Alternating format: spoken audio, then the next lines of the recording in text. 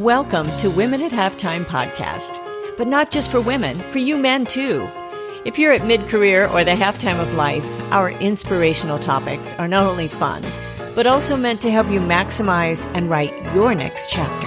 Right here with me, Deborah Johnson. Deborah Johnson here with the third article on position and getting out of your roundabout. This is a part of a 9-article series on becoming a roundabout hero. And there are 3 steps in getting out of your roundabout. You're defining your position, perspective, and your purpose. And this one is on your desired position, how to go from here to there. In fact, how to get from your point A to your point B. And that's this next step. It's the third step in that process of making positive changes in your life. And it's to determine where you want to be. What is your point B? So using the Halfer's model with its 7 essential life aspects, I'll review those here: health, attitude, learning, finances, employment, relationships, and spirituality.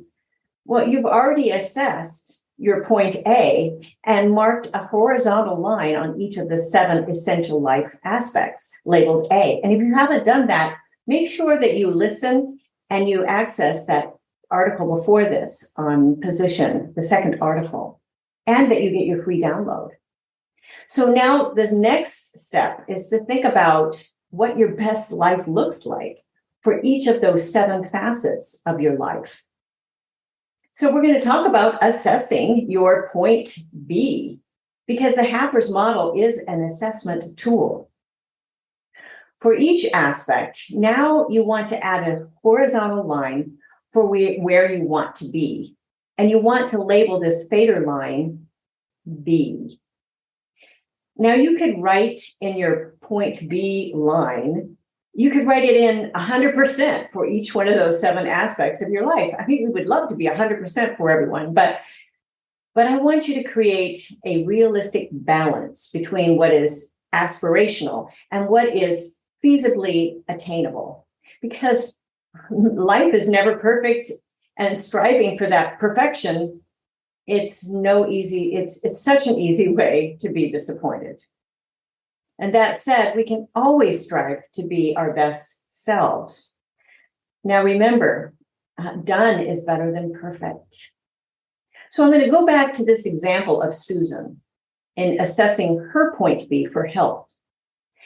Now, you remember that she had different things she wanted to deal with health, and she wants to be more active. And she wants to hike more, try a new sport with positive health and social benefits, like pickleball, and maybe discover the athleticism and the flexibility that she enjoyed in her 30s and early 40s. Now, remember, she's 50 at this point. I mean, look at that article too. And she's not looking to compete in an Ironman triathlon. Although, a 10K race, even if she walked part of it, well, that would be an achievable goal. And it would get her back into the routine of jogging and walking more frequently. Her current weight at 50 is 175 pounds, and her target is 145. Susan also wants to understand better why she can so easily get derailed from eating healthy. And she knows what she needs to eat to improve her health. I mean, don't we all? But she sometimes gives in to her cravings and she overeats, or she drives to the grocery store late at night for ice cream. Ooh, that's convicting. Well, she assesses her point B for health, where she wants to be realistically 90%. Now, while she does not aspire to be that competitive masters athlete, and she still wants to feel free to enjoy meals out and a drink or two with friends, and she still does want to improve her diet, her physical activity, and her flexibility. And this is where her plan will come into play. So what does Susan do now after identifying her current position and her optimal position? Well, after determining our point B for each of these facets, the next step is to compare our point A to our point B for each of those essential aspects of our lives. And don't be discouraged with this. When you see the gap between your point A of where you are today and your point B, your desired future, for each of those aspects, what do you feel? What emotions are going through your mind right now? You may feel positive emotions because you have, in recent times, moved closer to where you want to be. Or maybe for a particular aspect, you've already reached your optimal point. So you're happy with where you are. That's a great place to be. I mean, you're not focusing just on perfection. Also, though, you may feel those negative emotions and seeing the difference between your point A and your point B because you are not where you or others think you should be. And this is an important point. This needs to come from you, not just to others. Or you might be comparing yourself to where others are, right? Well, I'm asking you now, let's take a deep breath and know deep down that you can change your situation. You are where you are, and you can go where you want to go. So you want to go easy on yourself for your past decisions and your mistakes, because you get to start again now, brand new, because today is the first day of your new journey. You're defining really where you want to be. Now, often the first step is the most difficult. And I have some suggestions for how to take this step. And these are important because a lot of people tell you to change, but you need an action plan. So getting unstuck, taking your first step to exit that roundabout is right here in your position. Sometimes we feel ourselves caught in that holding pattern because we're really unsure of our next step and which exit we want to take off the roundabout in the middle of it, especially a large roundabout. How do we break this cycle to move forward? And how will we find our way off of that roundabout? I mean, are there any signs? Now, from my last article and the position exercise, hopefully you've downloaded that. It's a wonderful download. It's absolutely free. We've got both our point A and our point B for each of the 7 Hackers model aspects of our lives. And we now have a general understanding of the direction in which we want to go for each of these facets of our lives. Now, if you're still listening to this and you've not identified your point B, make sure that you do that. And that you also, if you've not identified your point A. But now we ask, what now? Well, after you've done that, here are 5 actions that I recommend that you take as you move forward. And I'm going to quickly go through each. You can review this as many times as you want. Number 1, to reflect. Number 2, to capture your thoughts. You can journal or you can just jot little notes to yourself. Number 3, brainstorm. Number 4, ask for help. Number 5, act. So we're going to talk about each one of these. Reflect. Most of us are so busy doing that we rarely take that time to check in with ourselves, to slow down, to be quiet, and to really think. Creating this space for reflection can be especially challenging to prioritize when we have so many demands placed on us by our families, our work, and our other commitments. I mean, we want to give to everyone. So I encourage you to find a time and a place or an activity that's designated for your reflection, a place you can be quiet. Now, this could be a part of your early morning routine in which you start the coffee and then take 15 minutes for meditation. It could be a specific location where you go to think, such as on the patio or a secluded area of a park. It could also be like that 20-minute walk that you take after lunch for quiet thoughts. And plus the bonus positive impact of your physical and your mental health. I mean, walking the dog is a great excuse.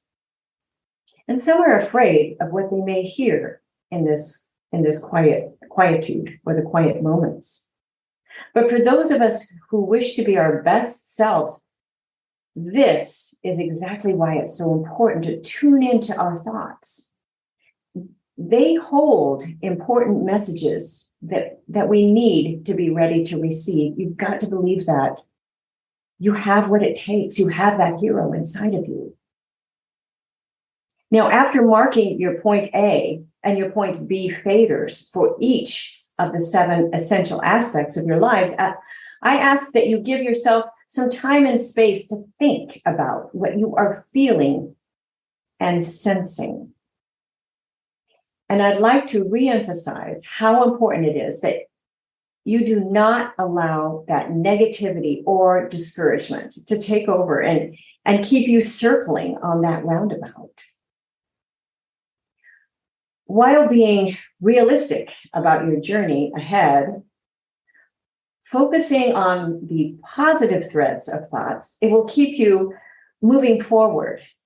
And reflection is a logical pair to journaling. And that's my next recommended action. But again, don't be afraid of the quiet. Let yourself just be. So our second point after reflection is capturing your thoughts. And here, I'd like you to consider journaling or just simply jotting down notes to yourself as a valuable way to capture your thoughts for future reflection, and even a way to just kind of empty your head. Now, this download from your brain to paper or your phone, your tablet or laptop, I mean, you can type, you can do an audio capture. There's so many ways you can do this, but it can clear some of that space in your head to organize your thoughts and plan for your next steps. I have found immeasurable value in the practice of journaling to access and better understand what's truly going on inside of my head and my heart. And when I journal with pen and paper, I call this my analog work. I'm going back to the basics.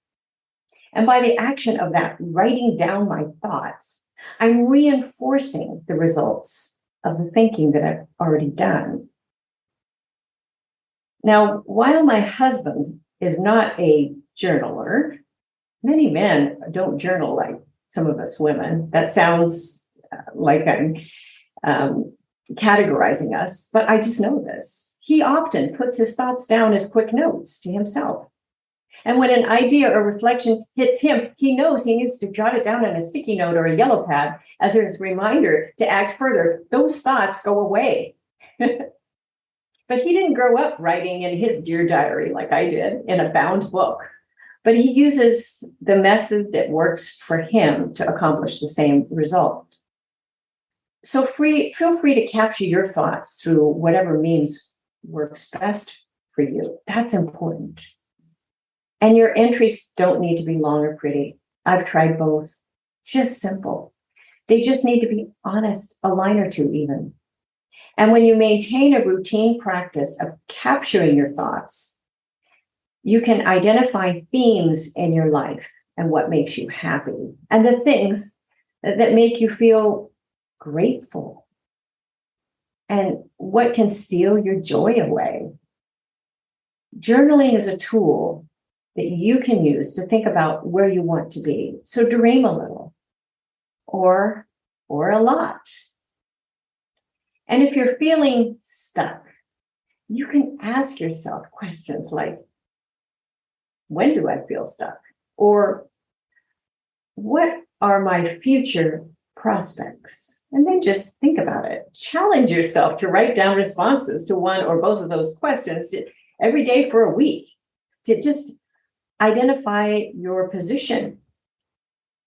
Now, by doing that, you are focusing your thoughts directly on the challenge at hand. And you're trying to stop circling that roundabout. You're not just so scattered. The process of writing, it helps me turn my emotions, whether I'm content, I'm anxious, I'm experiencing joy, anger, or sadness, or bitterness. But all of that, it turns those into words. And the words help me clear my head in transferring my thoughts and feelings to paper. Sometimes it helps me get rid of them. So sorting through my writing, I look for steps I can take to move forward. And the health benefits of journaling, those have been studied and show a really positive impact on mental well-being. And I love actually writing with a pen and paper. So a little notebook is my preferred way of journaling. In fact, I have a lot of notebooks.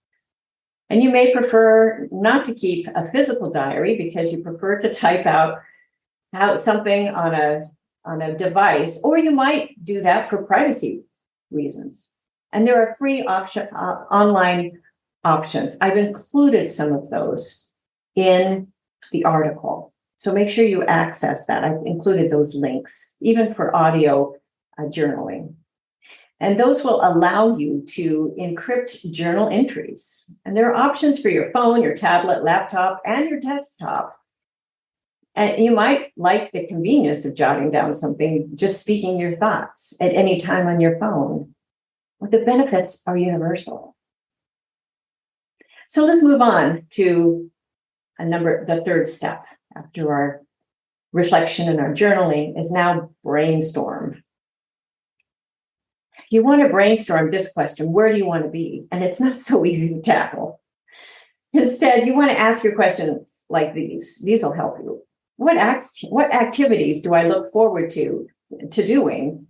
Because, well, they fill me with positive energy. What do I love to do? And what would be different in my life if I reached my point B for health? I mean, you could do this for any or every aspect of that halfers model.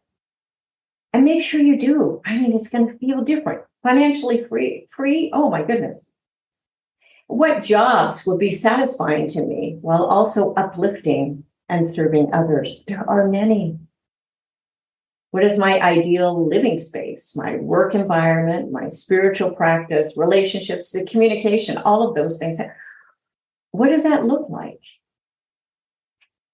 And what action can I take today to get me one step closer to where I wish to be? Now, a lot of these questions are on your free download. Make sure you get it. And use this thinking process to really focus your thoughts on possibilities and opportunities. Then we move along to ask for help. Now, in my book, the allegory titled The Summit, Journey to Hero Mountain, well, Mallory was stuck in a town, in a job, and a life that just made her feel small, invisible, and deeply unsatisfied. To change her life, she struck out on a journey to Hero Mountain, overcoming challenge after challenge to find her way to a more fulfilling and a meaningful and inspired existence. She overcame these challenges with the assistance of a guide. We don't have to do this all on our own. We can do some, but we don't have to do everything on our own. And sometimes it may feel like we have no one else to count on. But I ask you to think about this more deeply. Maybe you can hire a coach or a therapist, or find a retired person with a success story in your field. They are all around you. You can see a clergy person or a lay leader, or even speak with an acquaintance with a similar passion. There are so many resources. One or more of these people can serve as an accountability partner or a guide. And there are also unlimited online support groups for whatever your interest or your issue is. As you start the process of planning your move from that point A to that point B, think of who can help you on your journey. I'll be sharing a lot more about this topic in upcoming articles.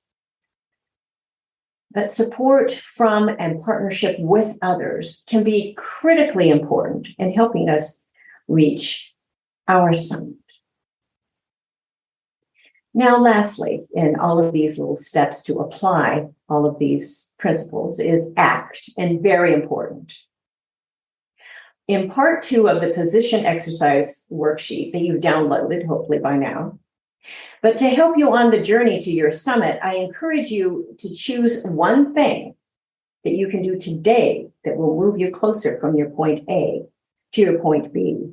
This will help with the overwhelm. And I also encourage you to write specific statements and commitments of the 3 things that you will do in the next month to make progress. You have to act on this. The most critical step in all of this is taking a step. Most journeys are never completed because, well, they never get started. The exercise worksheets will help you determine your first step. You'll be asked to prioritize what area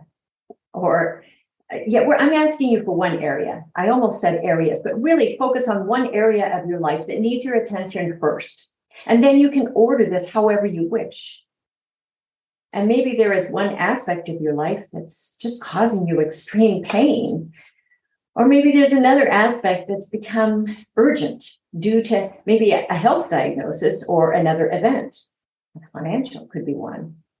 Or you could take the step that you believe will be easiest to get a win under your belt and some wind in your sails. And that's fine too. The exercise will end with your commitment to actions that you can take in the next month that will get you closer to where you wish to be. And you can add these actions to your calendar with a process in place to hold yourself accountable. Well, you might ask one of the people that you've asked for help to help you with this as well. And another option is to join maybe a 30-day challenge or create your own challenge. Gather those around you to help you get off of that roundabout and make forward progress on your path. So conducting an honest and a compassionate evaluation of our current position in life, it's that crucial first step on that journey to our summits. And it is necessary if we feel stuck to work our way off of that roundabout, where we are circling. Acknowledging, owning up to, and forgiving our shortfalls and our mistakes. It can start us on the path to make very important changes and create a better life.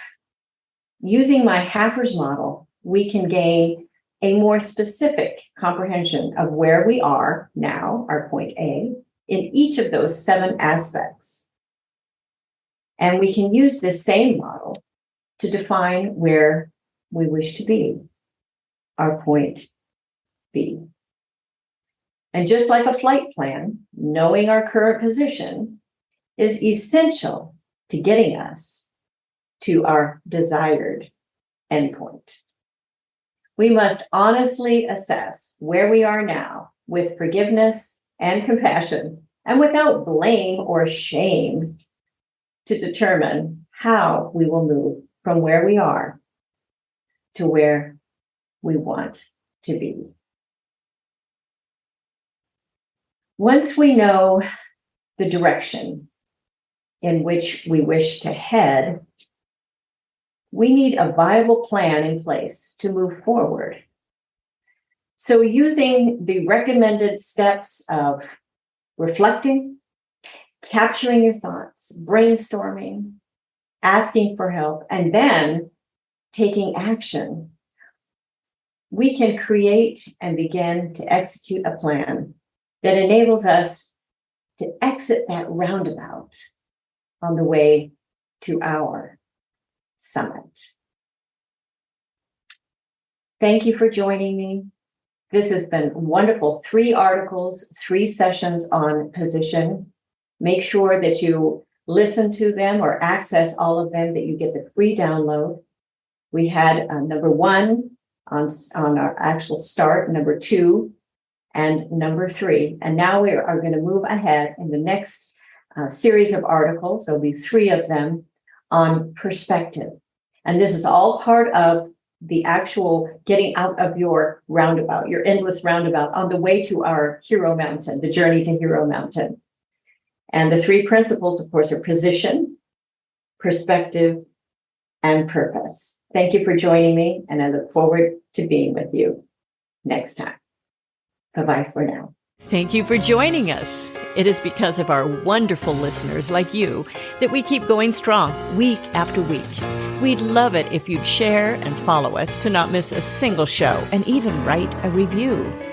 You can also find all of our articles, products, and links at womenathalftime.com.